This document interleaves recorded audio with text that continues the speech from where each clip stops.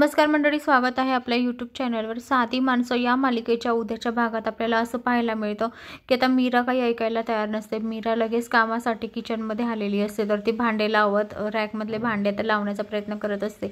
तेवढं आता तिथे सत्या येतो आणि सत्या म्हणतो, अशी ऐकत नाही काही धुमकेतू. तेव्हा मुद्दाम तो म्हणतो, धुमकेतू पाल. तेव्हा जोरात आता तो तिला ओरडतो आणि ती एवढी घाबरते की ती त्याला चिकटून जाते. ती त्याच्याजवळ जाते आणि त्याच्या मिठीत जाते. तेव्हा आता ते भांड्यांचं रॅक सगळं आता खाली पडून जातं. तेव्हा सगळेजण गोळा होतात आणि म्हणतात, बापरे, हे भांडे एवढे का सगळे पडले, आता हा पसारा कोण आवरेल आता. तर सगळी भांडी तर पडली की आता ही सगळी भांडी उचलायला लागणार. तेव्हा देविका आता पुढे येते आणि म्हणते, मी नाही उचलणार. मी कशाला उचलू, मी थोडीच पाडली ती भांडी, ज्याने पाडली तो उचलेला बस. तेव्हा आता सत्यजित म्हणतो की हो का, ठीक आहे, मग लावतो मग तुझ्या बापाला फोन मी आता. तेव्हा आता हे ऐकून देविका खूप घाबरते, तिचा चेहरा खूप घाबरल्यासारखा झालेला असतो. तेव्हा आता सत्याच्या डोक्यामध्ये येतं की ही एवढी का घाबरली आहे. तेव्हा आता सत्या आणि मीरा दोघी आता रूममध्ये येतात. तेव्हा सत्या मीराला सांगतो की त्या बबडीला बापाला फोन लावला म्हटल्यावर एवढी का घाबरली, काय झालं नेमकं तिला, काहीतरी आहे गफलचोट, काहीतरी लोचा आहे.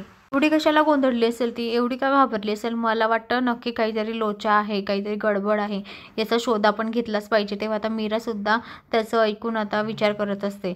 तर मंडळी, आता सत्या उघड करणार का आणि देविकाचा सत्य ते सगळ्यांसमोर आणणार का, हे आपल्याला येणाऱ्या पुढील भागात पाहायला मिळेल. तर मंडळी, अशाच मालिकेच्या नवनवीन अपडेटसाठी चॅनलला लाईक आणि सबस्क्राईब करा, शेअर करायला विसरू नका. धन्यवाद.